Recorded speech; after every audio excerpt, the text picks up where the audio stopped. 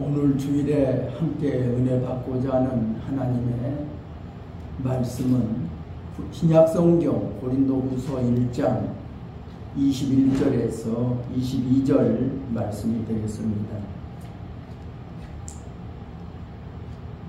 우리를 너희와 함께 그리스도 안에서 굳건하게 하시고 우리에게 기름을 부으신 이는 하나님이시니 그가 또한 우리에게 인치시고 보증으로 우리 마음에 성령을 주셨느니라. 아멘. 오늘 주일은 성령의 기름 부음의 은혜라는 이런 제목으로 저와 여러분이 함께 은혜를 받고자 합니다. 구약 시대 때는 하나님께서 특별한 사람들에게 기름을 부어서 하나님의 일을 수행하게 하셨습니다. 특별히 제사장, 또 선지자, 또는 왕이었습니다. 신약시대 때도 하나님께서는 특별히 기름을 부어서 하나님의 일을 수행하게 하셨습니다. 제일 첫 번째로 세례 요한이죠. 요한복음 1장 4절에 보면 하나님께로부터 보내심을 받은 사람이라고 그랬어요. 그 사람은 요한이라. 그가 빛을 증거하려 그는 온 사람입니다. 오시는 예수님을 증거하는 그 사명을 받은 사람이라고 이렇게 말씀하고 있습니다. 또 예수님께서도 누가복음 4장 16절 이하의 말씀을 통하여 구약 이사야 선지자의 예언의 말씀을 펼쳐서 이렇게 말씀하셨습니다. 주의 성령이 내게 임하셨으니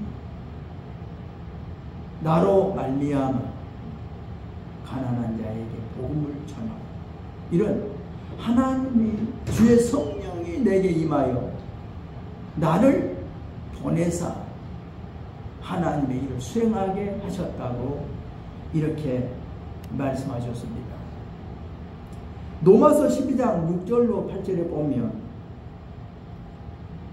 우리에게 주신 은혜대로 받은 은사가 다 각각 다르니 그랬어요. 하나님이 성령을 우리에게 보내어 주시어서 우리가 하나님의 은혜대로 받은 은사가 각각 다른데, 어떤 사람은 예언하는 일, 어떤 사람들은 섬기는 일, 어떤 사람들은 가르치는 일, 어떠한 사람은 위로하는 일, 어떠한 사람들은 구제하는 일, 어떠한 사람들은 다스리는 일을, 어떤 사람들은 국류를 베푸는 일을 하게 하셨다. 이렇게 말씀하면서 누구든지 주의 영이 없으면 그리스도의 사람이 아니다. 그러니까 누구든지 주의 영, 성령이 없으면 그리스도의 사람이 아니라고 이렇게 말씀하고 있습니다. 고린도전서 12장 7절 이하에도 이렇게 말씀합니다. 각 사람에게 성령이 나타내심은 유익하게 하려 하십니다. 각 사람에게 성령이 어떤 일을 나타내시는데, 어떤 사람에게는 지혜의 말씀이 나타나고, 어떤 사람에게는 지식의 말씀이 나타나고, 어떤 사람에게는 믿음이 나타나고, 어떤 사람에게는 병 고치는 사가, 어떤 사람에게는 능력이 나타나고, 어떤 사람은 애원하게 하고, 어떤 사람들은 영들을 분별하게 하고, 어떤 사람에게는 각종 방언을 말하게 하고, 또 어떤 사람에게는 방언 통역함을 주신다. 사람은 몸에 발도 있고 손도 있고 귀도 있고 눈도 있고 코도 있는데 역할이 각각 다르다. 그 역할이 다 귀하다. 어느 한 부분도 가벼운 부분은 없다. 모두 다 귀하다. 이렇게 말씀하고 있습니다. 그리고 또 하나님은 교회 중에 몇을 세우셨으니 첫째는 사도요, 둘째는 선지자요, 교사요, 또 능력을 행하는 자요, 병 고치는 은사를 가진 자요, 서로 돕는 자요, 다스리는 자요, 각종 방언을 말하는 것이다. 이런 여러 가지를 통해서 성령이 각 사람에게 은사를 나타내시고 각 사람에게 직분도 맡기셨다는 것을 이렇게 말씀하고 있습니다. 구약시대 때는 제사장이나 선지자나 왕에게 기름을 부어서 하나님이 직책을 수행하게 했다면, 신약시대에는 사도 세례 요한을 보내기도 하시고 또 예수를 보내서 일하게 하시고, 또는 예수님이 가신 이후에는 성령을 우리에게 보내어서 성령을 통하여 각 사람에게 이런 각가지 은사가 나타나게 하고 또 각가지 직분을 주셔서 하나님의 일을 수행하게 하셨다고 이렇게 기록하고 있습니다. 물론 구약에도 특별한 경우가 있어요. 하나님의 성전을 지을 때 하나님이 특별히 지혜로움을 주셔서, 지혜로운 영을 부어서 여러 가지 성전의 일을 하게 하셨다고 했어요. 해막을 지을 때도 그렇고 솔로몬 성전을 지을 때도 그랬고, 또 하나님은 다윗을 통해서 설계도를 작성하기도 하셨고, 하나님이 이렇게 성령을, 영을 부어서 하나님의 일을 하게 하셨다. 오늘날에도 하나님이 성령을 부어서 일하게 하신다는 것을 우리는 깨달아야 될 것입니다. 그래서 저는 오늘 몇 가지로 말씀드리면서 첫 번째로 거듭남의 은혜라는 것을 말씀드리고 싶어요. 거듭남, 성령 세례.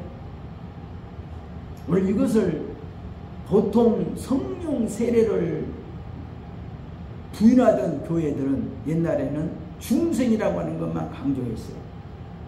우리는 예수 믿으면 중생한다, 거듭난다, 우리 안에 성령이 계신다, 그것으로 만족해버리는 그런 교리를 증거했어요. 그래서 성령 세례라느니 방언을 말하면 이것은 이단시하고 그것을 가리켜서 뭐 귀신의 소리라고까지 이렇게 악평을 하기도 했었어요.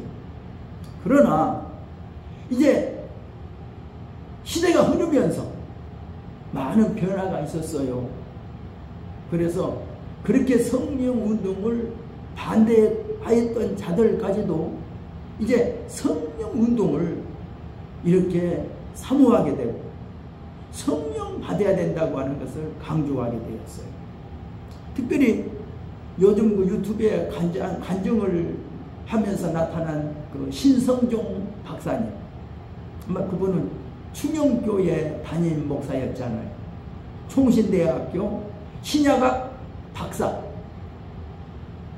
신약학이라고 하면 그분에게 물으라고 할 만큼 신약학에 대해서는 신학자 권위자인데, 그분이 천국과 지옥을 체험하고 와서 그분이 하는 간증, 또 그분이 성령 체험이 얼마나 중요한가 하는 것을 강조하는 것을 보면, 성령은 체험하지 않으면 모른다. 그렇게도 성령 운동에 대해서 인색했던 그런 사람들이, 이제 신약학 박사가 아주 신학의 거목이라고 하시는 분이 성령 세례를 받아야 된다. 영적인 세계, 천국과 지옥을 보고 와서 천국은 이렇다, 지옥은 이렇다, 어떤 사람이 지옥가 있더라, 그런 사람을 이야기까지 하면서 그 천국과 지옥에 대해서 말하고 있는 것을 보면 이제 때가 가까이 왔지 않나 하는 생각이 들어요. 요즘 성령 받았다고 하는 이런 이야기가 연예계에 많은 지금 사람들의 탤런트들이 지금 기독교 방송에 나와서 간증을 하죠. 자기가 성령 받은 처음 이야기, 자기가 어떻게 성령을 받고 어떻게 자기가 방언을 하게 되었는가, 그런 이야기들을 공공연하게 요즘은 매스컴을 통해서 이야기하고 있습니다. 정철 그 영어 그 선생이 그 아들이 성령 받은 그 간증을 하고 있잖아요. 또 그로 인하여 자기 아버지가 어떻게 또 성령을 받아서 방언하게 되었는가, 성령을 받으니까 어떤 방언들을 하고 또 방언의 통역도 하고, 이런 이야기들을 이제 지식 있는 사람들이, 그런 사람들이 지금 그렇게 저렇게 말하고 있어요. 아, 영적인 세계, 영적인 체험이 이러하다. 이것은 부인할래야 아니냐, 부인할 수 없는 이런 사실적인 증거를 가지고, 체험을 가지고 요즘 공공연하게 이제 매스컴을 통해서 지금 알려주고 있다고 하는 것은 참으로 놀라운 일이다 생각합니다. 어떤 분이 쓴 책을 읽어보니까 성령운동이 1900년 초에 미국 아주사 거리에서 일어났는데, 그것은 사도행전을 가리키던 그 감리교 목사님이 학생들에게 사도행전을 가리키면서 성경에 나타난 성령의 그 임하심의 그 현상에 대해서 레포트를 작성해 와보라, 이렇게 해서 모두에게 과제를 내주었는데, 저들이 과제가 답이 성령 받으면 이렇게 방언을 하고 이런 것들을 기록해 왔다고. 그런데 어떤 한 처녀가 기도하다가 성령을 받고 방언을 말하게 되었어요. 그러니까 성경에 기록되어 있는 것은 이것이 기록으로 끝난 것이 아니라 사실 우리에게 이런 역사가 나타나는구나 하는 것을 가지고 이것을 중심으로 해서 성령 운동이 일어났어요. 그것이 바로 우리 기독교에 대한 하나님의 성의 그 모체, 본부가 바로 된 거지요. 그 오순절 운동이 그 당시에는 이렇게 오순절 계통에만 머물러 있었는데, 이제 그것이 프로테스탄트, 아주 보수적인 그런 장로교, 감리교, 침례교 그렇게 흘러가더니만 러시아 정교회, 가톨릭까지 이렇게 점령에 들어가서 세계가 이제는 오순절 운동을 거부할래야 거부할 수 없을 만큼 성령 운동이 활발하게 지금 전개되고 있다 하는 것을 우리가 알 수가 있어요. 1950년도에 오순절 운동가라는 이런 노래가 있었어요. 아, 오순절 운동은 불붙었구나. 아, 오순절 운동은 전개되었네. 현대의 생명 없는 진도들아, 허위에 날뛰는 교우들아, 말라진 교리만 붙잡고 있고 생명의 신앙은 내버렸구나. 아, 오순절 운동은 불붙었다. 아, 오순절 운동은 전개되었다. 막 그러면서 오순절 운동을 일으켰던 시대가 있었어요. 그때 여러 교단들이 오순절 운동을 하는 우리 교단을 가리켜서 2단이다, 3단이다 하고 놀려댔고 악평했었어요. 그러나 오늘날은 이 오순절 성령 운동이 어느 교파를 막론하고 목회하는 목사님에 따라서 이제는 거부감 없이 성령 운동을 하고 있다고 하는 것은 참 놀라운 사실일 뿐만 아니라 너무나 좋은 현상이다, 이렇게 보고 있습니다. 이 가톨릭 교인도 엊그제 만나서 이야기하는 중에 그래요. 우리 가톨릭 교인도 성령운동을 많이 해요. 성령운동 세미나가 있어요. 특별 세미나가 있어요. 거기에 참석해서 막 복음성가를 부르고 찬송을 부르고 거기에서 박수치고 통성기도하고 성령 받고 방언도 하고 예언도 하고 병도 고치고 막 그래요. 귀신도 쫓아내고. 그러니까 이 천주교회도 성령운동을 일어나는데 이것을 바티칸에서 허용하는 거예요. 성령운동을 하라는 거예요. 하라는 거예요. 옛날에 그토록 거부했던 곳에서 이제 성령운동을 하라고 이렇게 말하고 있는 거예요. 이제는 감리교회에서도 장로교회에서도 성결교회에서도 침례교회에서도 성령운동을 거부하는 자를 오히려 이상하게 보지 성령운동하는 목사님을 이상하게 보지 않는다는 거. 그러니까 성령운동이 이토록 중요하다는 것을 우리는 깨달아야 되겠습니다. 자, 그러면 성령을 조금 살펴보십시다. 예수님께서 요한복음 3장에 니고데모를 만나서 하신 말씀이 사람이 거듭나지 아니하면 하나님 나라를 볼 수 없다. 사람이 물과 성령으로 나지 아니하면 하나님의 나라에 들어갈 수 없다. 이때 니고데모는 예수님의 이 말씀을 듣고 사람이 거듭난다는 게 뭡니까? 사람이 죽어 늙어 죽어 다시 어머니의 못에 들어갔다게 난다는 것입니까? 이런 질문을 던졌어요. 예수님이 말씀하십니다. 너는 유대인의 선생으로서 이러한 일을 하지 못하는 성령으로 나는 사람은 어떤 사람이냐? 바람이 이 위로 불되 어디서 불어와서 어디로 가는지 알지 못하는 것처럼 성령으로 난 사람은 다 이러하다. 성령으로 난다는 것은 신비로운 체험이라는 거예요. 어떤 육으로 말할 수 없는 신비로운 체험, 영의 체험이라는 것을 말씀해 주고 계십니다.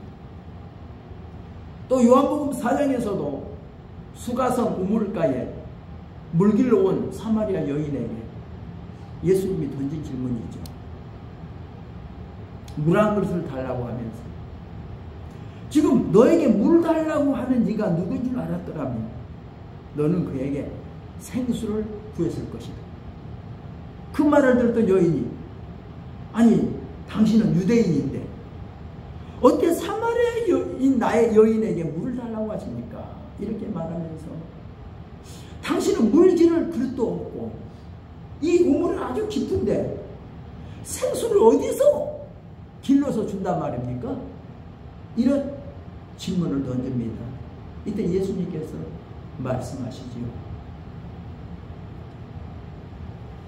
하나님은 영이시니 예배하는 자가 신령과 진정으로 예배할지니라. 하나님은 이렇게 영으로 예배하는 자를 찾고 계신다.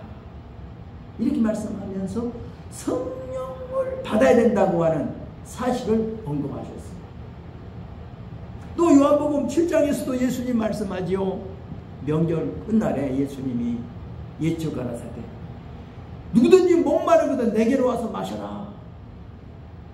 이는 성경에 기록된 것처럼 그 배에서 생수의 강이 흘러넘쳐나요. 예수님이 아직 영광을 받지 못하신 곳 성령이 아직 저들 가운데 계시지 아니하더라. 그러니까 예수님은 성령을 받으라는 거예요. 성령을 받으라. 예수님이 십자가에 못 박혀 죽으시고 3일 만에 부활하셨다며 또 40일 후에 승천하여 하나님의 보좌 우편에 앉으시는 영광을 받으시고 난 다음에 예수님이 성령을 하나님 아버지께 받아서 우리에게 부어주셨다고 이렇게 사도행전에는 말씀하고 있습니다. 그러면서 예수님이 말씀하죠. 오직 성령이 너희에게 임하시면 너희가 권능을 받고 예루살렘과 온 유대와 사마리아와 땅끝까지 이르러 내 증인이 되라. 너희는 우로부터 능력을 입혀줄 때까지 이 성에 머물러라. 너희는 요한이 물로 세례를 베풀었지만 너희는 몇 날이 못되면 성령으로 세례를 받을 것이다. 예루살렘을 떠나지 말고 내게 들은 바 아버지 약속하신 것을 기다리라. 이렇게 예수님이 분명 꼭 말씀해 주셨기에 저들은 예수님의 말씀을 굳게 믿고 저들이 오순절 마가 다락방에 모여 기도하다가 성령을 받았다고 이렇게 말씀하고 있습니다. 참으로 성령 체험은 참으로 너무나 중요한 것이지요. 성령 체험 그 간증이야말로 얼마나 우리에게 중요한 것인가. 어떤 미국의 그 핵인 목사님이라고 하는 분이 그 간증이 그런 이야기를 했더라고요. 그분이 자기가 성령 체험에 대해서 자기는 정말 반대하는, 그러니까 미국의 침례교회 목사로서 그는 오늘 장로교하고 옛날 똑같은 교리죠. 옛날 장로교회 통합 측이나 합동 측이나 뭐 할 것 없이 다 모두가 성령 받는다고 하는 것은 그들은 말도 못 꺼내겠어요. 성령 못 받는, 우리는 이미 예수 믿을 때 중생했는데, 우리 믿을 때 성령 받았는데 무슨 성령을 따로 받느냐 말이냐. 그들은 성령 받는다는 것을 거부했어요. 그러니까 그런 교리 속에서, 그런 신학 공부하는 그 지식 속에서 그분은 성령 받는 것을 그렇게 거부하고 살았는데, 그가 목회를 하면서 이제 여러 교단 교육자들과 교류하면서 특별히 순복음 교회 목사님들을 만나면서 그 목사님들을 강조하기를 사도행전 2장 4절에 예수님이 하신 말씀을 가지고 너희가 내게 들은 바 아버지 약속하신 그 성령을 기다려라. 요한은 물로 세례 베풀었으나 너희는 성령으로 세례를 받으리라고 했다는 그 약속을 붙잡고 기도해서 성령 세례 받았다. 그래서 방언도 한다는 그 말을 듣고 자기가 지금까지 배운 신학 지식이나 성경 지식을 가지고는 그게 용납이 안 돼서 자기가 늘 거부하고 있었는데 자꾸 그 말씀들이 자기 마음 가운데 자꾸 걸려. 그래서 길을 걸으면서 이렇게 하나님께 조용히 말씀드린 거죠. 하나님,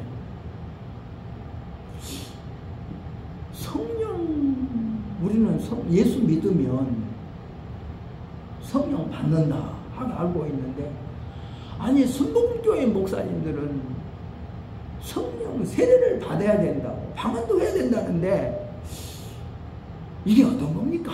하고서 이렇게 질문을 던지고 있었더니 지금까지 읽었던 성경 말씀들이 성령께서 말씀하신 거죠. 사도행전 2장 28절에 뭐라고 기록되어 있느냐. 그래서 너희가 회개하여 각각 예수 그리스도의 이름으로 세례를 받고 제사함을 얻으라. 그리하면 뭐라고 그랬지? 성령을 선물로 받는다. 그렇게 했습니다. 그래, 성령을 선물로 받는다고 했는데 너 성령 선물로 받았느냐?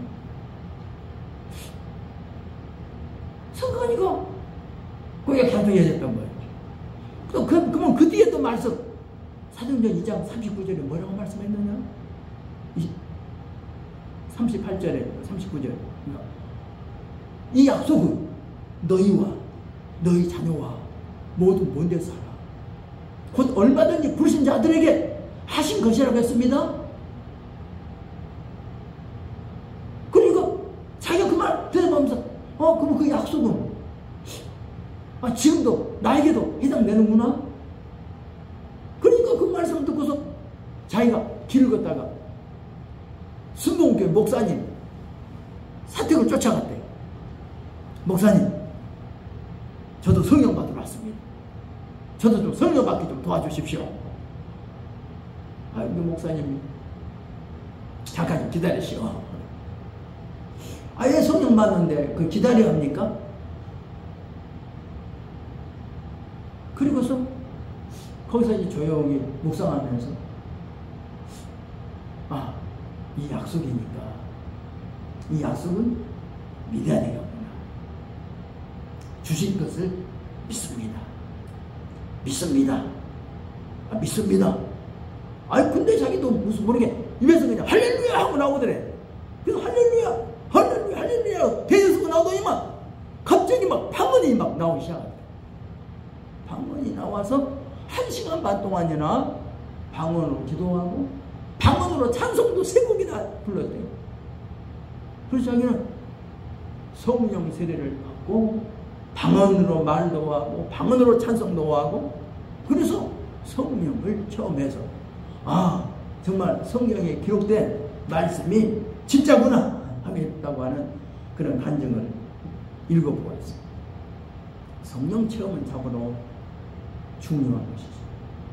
각자 그런 체험이 있어야 돼요. 성령 체험. 아마 여기 계신 여러분들도 각자가 성령 체험이 사건이 아마 있었을 줄로 압니다.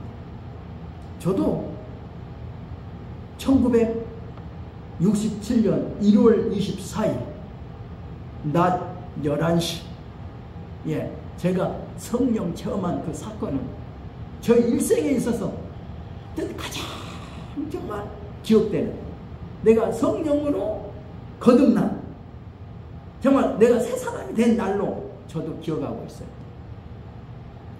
좀 너무나 놀라운 사건이거든요. 정말 하나님 앞에 내가 불려간 사건이고 내가 나의 모든 지난날에 나의 제약을 다 영화 필름 지나가시 내가 펼쳐진 사건이고 눈물콧물 쏟으며 하나님께 회개하고 제 용서 받았던 그 사건 지금도 잊혀지지가 않아요.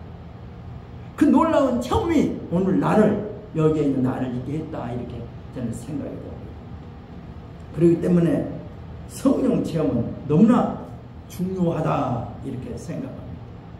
우리 모두는 성령 충만해야 되고 성령 충만하시면 성령이 말해 가심을 따라 방언도 할 수 있다라고 하는 것을 저는 말씀드립니다. 두 번째로 성령 체험이 있으면 성령이 우리에게 도와주신 뭡니까? 우리 기도를 도와주세요. 보통 우리가 기도를 하려고 하면 기도가 참 제일 힘들죠.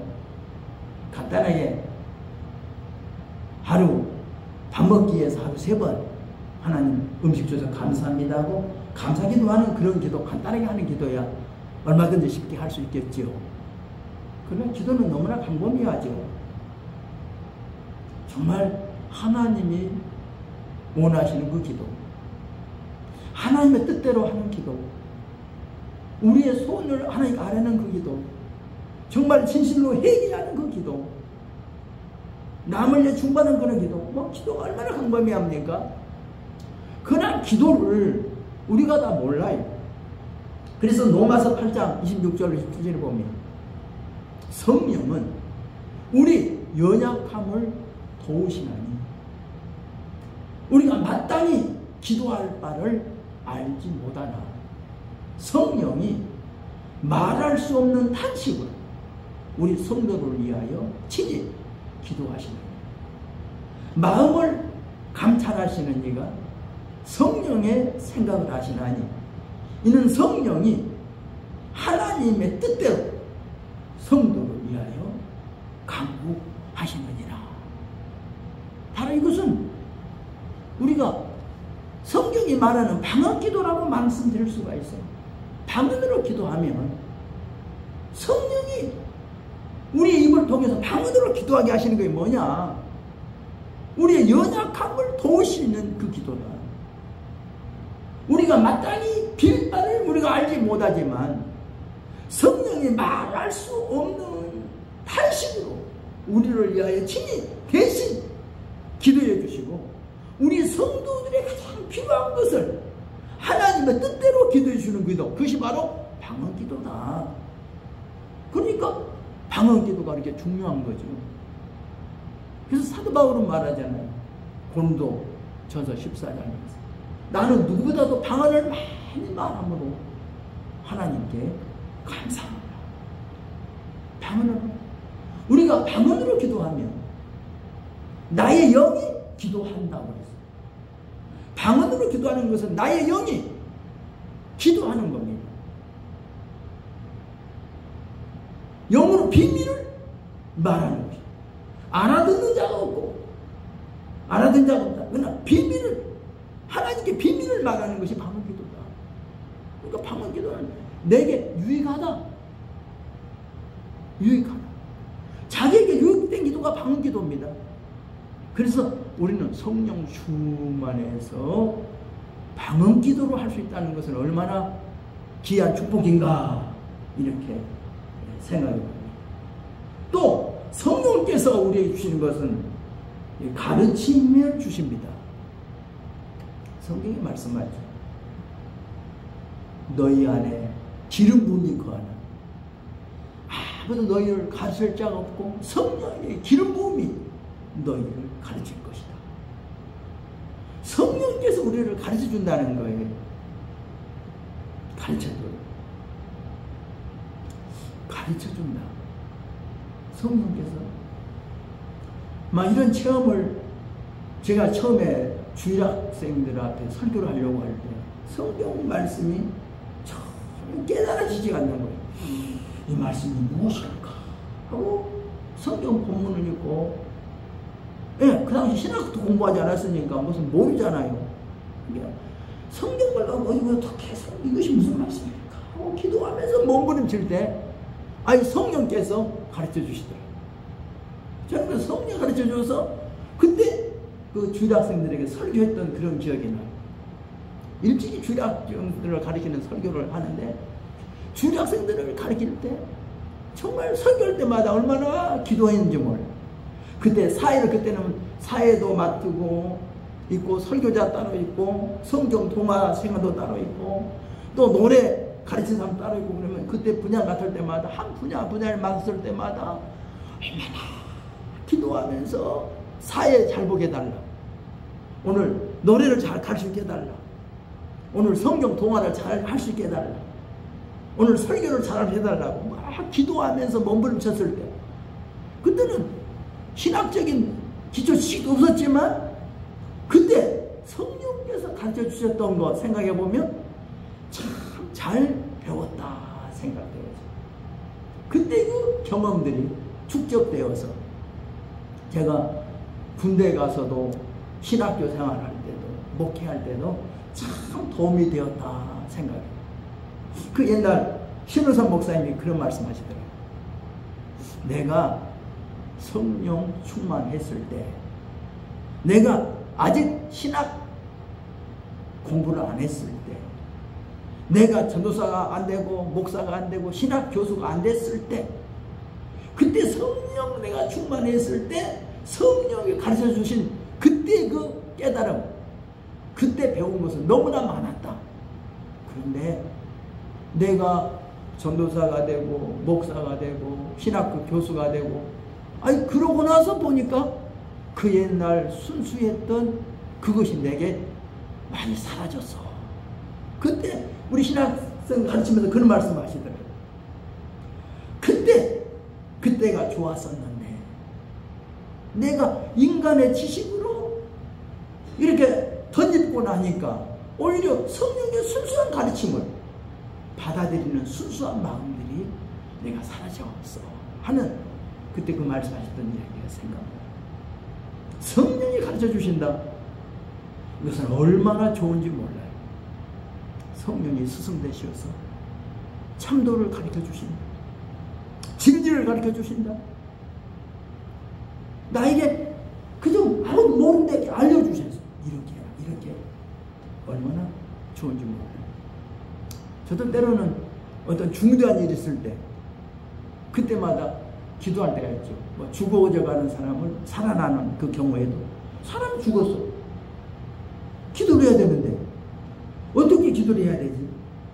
죽어가는 숨이 지금 다 넘어가 꼴딱꼴딱 하는 그 앞에서 기도하려고 하는데 하나님 데려가십시오라고 기도를 해야 될 건지 하나님 살려달라고 기도해야 될 건지 막막하더라고.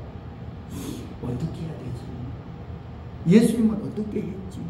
성령님 하고 조용히 앉아서 지금 이렇게 하나님께 지금 질문하고 있는데 성경 말씀이 떠오른 거예요. 예수님이 잠들었도다. 깨우러 간다. 깨우러 간다. 그래서 깨워야 되겠구나. 그런 생각이 들어서 잠든 사람을 깨우는 것처럼 내가 기절에 대고 이름을 부르면서 불렀다고. 그랬더니 아니 지금 숨이 지금 넘어져가고 지금 이거 손도 보니까 맥박이 다 지금 끊어져가. 목숨도 다 끊어져가. 걷었는데 불렀더니 저 속에서 뭐지 돌아온 듯 하면서 재채기를 3번 하면서 눈이 눈을 뜨면서 살아나는 것을 봤어요. 그리고서 눈을 뜯으면서 여기가 어디예요? 그러더라고요. 그러면서 죽었다가 살아나는 경험 이야기 들으면서 야 하나님이 하신 일은 참 놀랍다. 제가 그것을 경험했어요. 그러니까 병든 사람이 고쳐진다는 것도 이런 모든 일들이 성령님이 하시는 일은 너무나 놀라운 일이에요.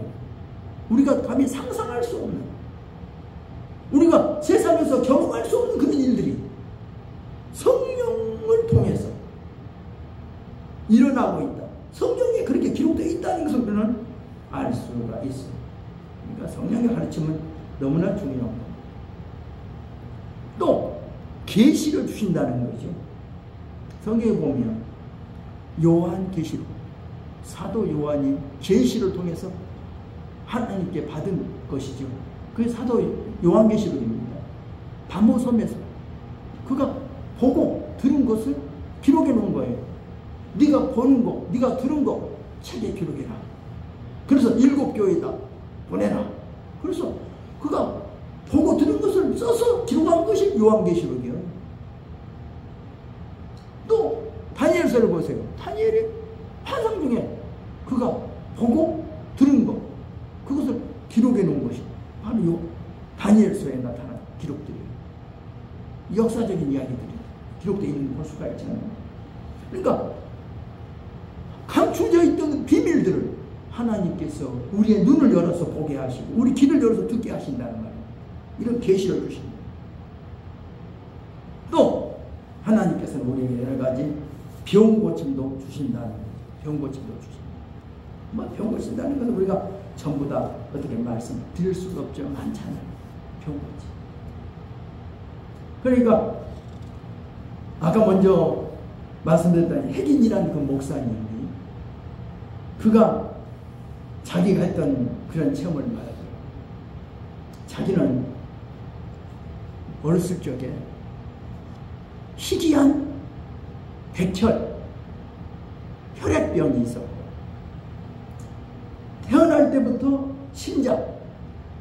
심장에 그런 병이 있어서 하여튼 얼마나 병에서 시달리는지 모르는데 한 약 오랫동안 병 속에서 고통하고 신음하고 그런 때가 있었는데 자기가 죽을 수밖에 없다. 의사들은 죽는다. 5명의 의사는 죽는다. 살아날 수 있는 확률은 100만 분의 1도 안 된다 하는 그런 사형 선고가 내려져 있는데 그때 그 속에서 자기 속에서 들려준 소리가 이렇게 말씀하더라고요. 너는 죽지 않는다. 죽지 않는다. 지금은 아니야. 너 살 수 있어. 너 치유될 수 있어. 그래서 먼저 믿어라. 그러면 네가 얻게 될 것이다. 그래서 그런데요, 자기 방에서 믿습니다. 믿습니다. 치료받을 줄로 믿습니다. 이 불치의 백혈병이 치료받은 줄로 믿습니다. 그렇게 말하면서 자기가 치료해 주신 것을 감사합니다 하고 찬양하고 있었다는 거예요. 자기 몸에 병들어 있는데 자기도 입에서 물이 그렇게만 나오는 거예요. 근데 자기 안에서 말씀 또 들려온 거예요. 일어나라. 건강한 자는 아침 10시 반까지 일어나야 하느니라. 그래서 생각했대요. 아니, 나 온몸이 마비되어 있는데 어떻게 일어난단 말이지? 근데 있는 힘을 다해서 말씀대로 따라서 일어나려고 딱 했더니 갑자기 전기불이 자기 몸을 싹 스쳐가는 것처럼 하더니만 자기 두 발로 똑바로 그냥 일어섰대요. 그리고 그냥 그 병에서 고침을 받았다는 거예요. 그러니까 하나님의 치료라는 것은 이렇게 놀라운 것이죠. 저도 그 강주에서 목회할 때, 강주 모교회, 강주에서 그 당시 두 번째 큰 교회 부목사 아들이 10살인데 희귀한 게 백혈병에 걸린 거죠. 그러니까 병원에 자기 장로님, 자기 교회 장로님이 하는 그 병원에서 그 장로님이 그 부목사님 아들 하나니까 살려보려고 일을 쓰는데 도무지 치료할 가망이 없어서 목사님 죄송하지만 더 이상 안 되겠어요. 데리고 가세요. 목사님 기가 막힌 거예요. 그래서 그 일을 어떻게 할 길이 없어. 그 당시에 현신의 권사님이 한참 전국을 누빌 때인데 현신의 권사님한테 데리고 가야 되는데 어디로 계신지는 모르겠다는 거야. 지금 얘를 데리고. 근다고 우리 교회 집사님 한 분이 저번에 연락이 왔어요. 목사님 좀 대신 좀 가주면 안 돼요? 그래서 제가 저는 이제 30대 이제 햇병아리인데 아니 어떻게 현신의 권사님한테 가서 기도받아야 할 사람을 내가 기도줘야 합니까? 그리고 장로교 목사님이라면서요. 그러니까 목사님이 좀 가줘요. 그래. 그래서 한번 그분들보다 한번 오라 하십시오. 저 좀 만나보게. 그랬더니 그 목사님과 사모님 두 분이 저를 찾아왔어요. 그분들하고 대화를 좀 나누었어요. 제가 먼저 나눈 이야기가 나는 이렇게 하나님을 믿습니다. 나는 예수님을 나는 믿습니다라고 내가 믿는 이야기였어요. 근데 이야기 들어보니까 우리 시골 우리 아버님이 목회하는 교회 이웃 교회에서 거기서 목회하셨던 목사님 믿으시더라고요. 그러니까 우리 아버지를 잘 알아요. 근데 그 이야기 했더니 그분들이 그래요. 목사님이 믿는 거 우리도 믿고 있어요. 그럼 믿는데요. 그러면 됐습니다. 그럼 제가 병원에 내가 신방 갈게요.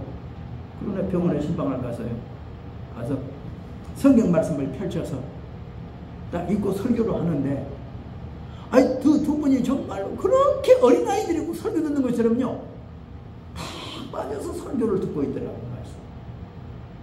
그래서 설교를 마치고 내가 그냥 그 안수기도만 해주고 그냥 돌아왔어요.